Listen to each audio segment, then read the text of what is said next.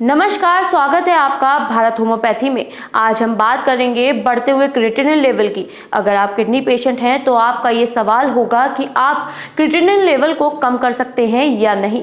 तो आइए चलिए हम इस वीडियो के माध्यम से आपको बताते हैं कि आप क्रिएटिनिन लेवल को कम कर सकते हैं और कैसे कर सकते हैं। क्रिएटिनिन लेवल क्या होता है, आइए चलिए हम आपको बताते हैं। क्रिएटिनिन लेवल हमारी मसल्स के जरिए बनता है। हमारी मसल्स वेस्ट प्रोडक्ट जब निकालती है तो वो क्रिएटिनिन कहलाता है। तो ये कैसे बनता है? जब आप हाई प्रोटीन खाते हैं तो आपका प्रोटीन लीवर में जाता है और वो मेटाबॉलिज्म होकर क्रिएटिन बनता है।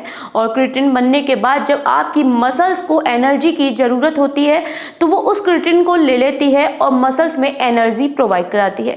लेकिन मसल जो वेस्ट प्रोडक्ट निकालती हैं उसको क्रिएटिनिन कहा जाता है। क्रिएटिनिन किडनी से फिल्टर होके पेशाब के जरिए बाहर निकलता है। लेकिन अगर आपकी किडनी खराब है तो आपकी किडनी क्रिएटिनिन को बाहर नहीं निकाल पाएगी और फिल्टरेशन अच्छे से नहीं हो पाएगा, तो फिर आपका क्रिएटिनिन लेवल बढ़ने लगेगा।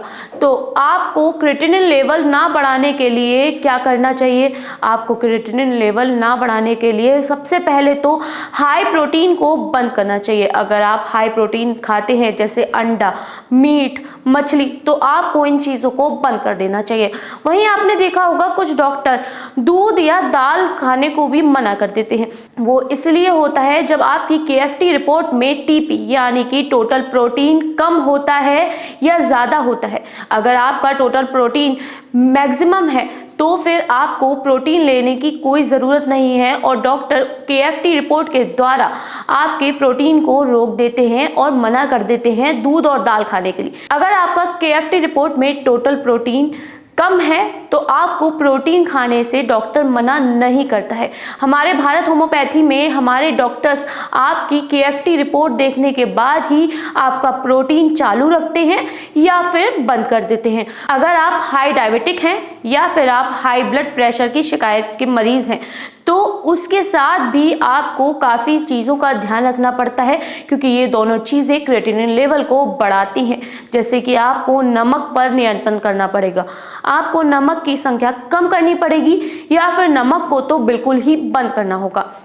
वहीं आप अगर डायबिटिक के पेशेंट हैं तो आपको डायबिटिक को लेकर शुगर लेवल को भी कम करना पड़ेगा या फिर डॉक्टर आपकी केएफटी रिपोर्ट देखने के बाद आपका शुगर लेवल भी बंद कर सकते हैं।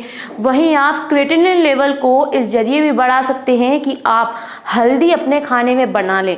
वहीं आप अपने खाने में हाई लेवल प्रोटीन को कम कर लें और हल्दी को दूध में मिलाकर या फिर सब्जियों में मिलाकर खा सकते हैं, क्योंकि नमक खाना आपके लिए नुकसान हो सकता है। आपका क्रिएटिनिन लेवल बढ़ सकता है। अगर आपका क्रिएटिनिन लेवल बढ़ रहा है तो आप इन चीज़ों को फॉलो कर सकते हैं।